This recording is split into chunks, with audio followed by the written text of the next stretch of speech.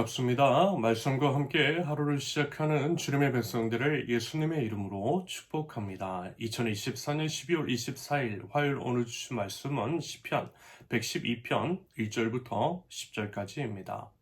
할렐루야! 주님을 경외하고 주님의 계명을 크게 즐거워하는 사람은 복이 있다. 그의 자손은 이 세상에서 능력이 있는 사람이 되며 정직한 사람의 자손은 복을 받으며 그의 집에는 부귀와 영화가 있으며 그의 의로움은 영원토록 칭찬을 받을 것이다. 정직한 사람에게는 어둠 속에서도 빛이 비칠 것이다. 그는 은혜로우며 긍휼이 많으며 의로운 사람이다. 은혜를 베풀면서 남에게 구워주는 사람은 모든 일이 잘 될 것이다. 그런 사람은 일을 공평하게 처리하는 사람이다. 그런 사람은 영원히 흔들리지 않을 것이다. 의로운 사람은 영원히 기억된다. 그는 나쁜 소식을 두려워하지 않으니 주님을 믿음으로 그의 마음이 굳건하기 때문이다. 그의 마음은 확고하여 두려움이 없으니 마침내 그는 그의 대적이 망하는 것을 볼 것이다. 그는 가난한 사람들에게 넉넉하게 나누어 주니 그의 의로움은 영원히 기억되고 그는 영광을 받으며 높아질 것이다. 악인은 이것을 보고 화가 나서 이를 갈다가 사라질 것이다. 악인의 욕망은 헛되이 꺾일 것이다. 아멘. 어제 시편 111편의 말씀 말미에 하나님을 경외하는 것이 지혜의 근본이고 주님의 계명을 지키는 사람은 바른 깨달음을 얻을 것이라 말씀했습니다. 오늘 본문 시편 112편도 같은 맥락에서의 말씀입니다. 사실요, 성경에서는 그 말씀을 지속적으로 반복해서 말씀하고 있죠. 시편 저자는 하나님을 찬양하며 이렇게 선포해요. 하나님을 경외하고 하나님의 계명, 즉 하나님의 말씀을 크게 즐거워하는 자, 그 말씀을 좋아하며 지켜 행하는 자는 복이 있다라고 합니다. 보통 과거에 복이라고 생각했던 것들, 자손의 이제 복과 부와 명예를 얻을 것이라고 생각합니다. 그게 이제 2절과 3절의 기록입니다. 여기서 이제 한 가지 유념해야 할 것은 과거 이제 특히 구약 성경에서 말씀하고 있는 복이라고 하는 것. 복의 개념은요, 세속적인 복과 다르지 않았습니다. 아들, 딸 많이 낳고 오래 건강하게 살며 돈과 명예를 얻는 것 바로 그것이었어요. 하지만 신약에 와서 진정한 복은 이런 것이라고 하죠. 예수 그리스도를 위한 고난, 예수님 때문에 고난을 당하는 것, 십자가가 복이라고 합니다. 영원한 하나님 나라를 바라는 하나님 나라 백성으로서 우리 예수님을 위해 이 땅에서 당하는 고난이 오히려 복임을 우리는 유념해야 합니다. 그래서 설령 이 땅에서는요, 소인지 세상 사람들이 말하는 복을 경험하지 못한다 할지라도 실망할 필요 없다라는 거예요. 그것을 아쉬워할 필요가 없다라는 것입니다. 영원한 하나님 나라에서는 모두 보상을 받을 것이기 때문입니다.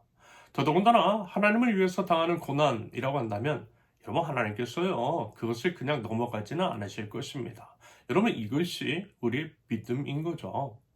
아울러 세상은 본질적으로 악하잖아요. 죄에 빠져 있어요. 하나님을 거슬러요. 그러므로 그런 세상에서 소위 성공을 한다라고 하는 것은 하나님 나라 백성으로서 쉬운 일은 아닐 것입니다. 아예 불가능한 것은 아니지만 어렵다라는 거예요.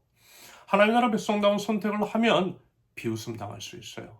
하나님 나라 백성다운 선택을 하면 바보 같다라고 하는 소리를 들을 수 있습니다. 세상의 방식과 하나님 나라 방식이 다르기 때문입니다. 그래서요, 성공하기가 쉽지 않다라는 것입니다.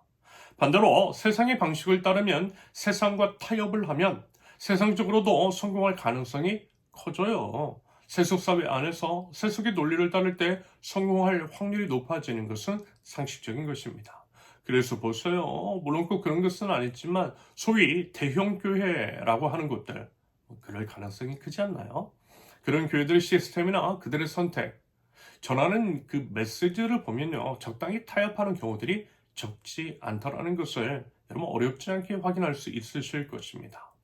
그러므로 드리고 싶은 말씀 성경에서 하나님을 경외하는 사람은 이런저런 것들을 얻을 것이라는 말씀을 오해하지 마시라는 거예요. 하나님을 경외하고 하나님의 말씀대로 살아도 여러분 돈 못 벌 수 있다라는 것입니다. 자녀가요 좋은 대학 못 갈 수 있다라는 거예요. 오히려 그런 것과 무관하게 오직 하나님만 바라며 하나님 나라 백성으로서 하나님 말씀을 따라 사는 것이 우리 본분이고 우리의 마땅한 삶, 믿음의 증거라고 하는 것들을 기억하시면 좋겠습니다. 여러분, 그래서 사실 우리 신앙이라고 하는 것, 신앙을 지키고 산다라는 것이 쉽지는 않은 것이겠죠. 5절을 보면 은혜를 베풀면서 남에게 구워주는 사람에 대해서 말씀하고 있어요. 그런 사람은 모든 일들이 잘 될 것이라고 하죠. 이것은요, 이렇게 해석하면 좋을 것 같습니다. 가난한 자들, 어려운 이웃들에게 넉넉한 마음으로 베풀라는 것입니다. 여러분 기억하시잖아요. 성경적 정의는 약자에 대한 하나님의 끈질긴 편애라고 하는 것을 말입니다. 말하자면 그런 맥락에서 하나님의 정의를 실현하라는 것이고요. 하나님의 마음과 하나님의 시선이 머문 곳에 하나님의 것을 흘려보내라는 것입니다. 그래서요, 하나님의 공평하게 모든 사람들이 사람으로서 존엄을 존중받고 살 수 있도록 하라는 것이겠죠. 그러면서 이제 돈을 구워주는 것. 여러분, 이것은요, 정말 신중하게 하셔야 합니다. 아마 다들 아실 것이라고 생각해요. 돈을 차라리 아예 주면 주었지 채무 관계를 맺는 것은 모든 것을 이룰 수 있다라고 하는 것 아마 잘 아실 것입니다. 그러므로 이 말씀을 문자 그대로 적용하기보다는요, 지혜롭게 적용하시라는 말씀입니다. 앞서 이제 말씀을 드렸던 것처럼 긍휼한 마음을 가지고 가난하고 약한 사람들을 챙겨주는 것, 하나님의 정의를 실현하는 것은 하나님께서 기뻐하시는 일이고요. 당연히 하나님 나라 백성들이 해야 할 일들입니다.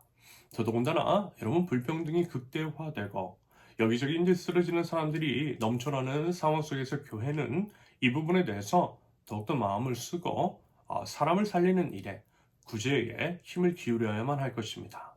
여러분 지금은요 교회의 역할이 참으로 중요한 시대라고 하는 생각이 들어요. 그래서 구절처럼 가난한 사람들에게 넉넉하게 나누어 주는 것, 그런 사람 그런 교회를 하나님께서 찾으시는 것 같고요. 하나님께서는 그런 하나님 나라 백성들을 영원히 기억하시며 그들을 통해서 영광받아 주실 것입니다. 이런 맥락에서 다시 한번 우리는 교회 가입기를 묻지 않을 수가 없어요. 자주 인용을 하고 있는 고 대천덕 신부의 말을 다시 한번 꺼내봅니다. 내가 가난하다면 내 개인의 문제이다. 하지만 내 이웃이 가난하다면 그것은 나의 영적인 문제이다. 거리에는 빈상가가 넘쳐나고 가게 빚은 천문학적으로 늘어나고 치솟는 물가와 환율이 십산 내려온 후 더 가중되는 상황 가운데에 참으로 많은 우려가 됩니다. 이로 인해서 힘겨워하고 쓰러지는 우리 이웃들이 너무 많더라는 거예요. 그래서 더 마음이 쓰이고요. 하나님께서도 마음을 쓰시는 것 같습니다. 이런 상황 속에서 하나님 나라 백성들, 하나님의 교회는 과연 무엇을 해야 할까요? 여전히 여러분 생명 없는 것에 목숨 걸 수는 없어요. 생명 없는 건물에 목매달 수는 없는 법이겠죠. 우리는요, 예수님 바라봐야 합니다. 실오라기 하나 걸치지 않으시고 십자가에 매달리신 예수님. 우리 생명을 위해서 생명을 버리신 예수님. 그 예수님을 바라보고 예수님의 선택을 해야 할 것입니다. 그것이 우리가 드러내야 할 믿음입니다.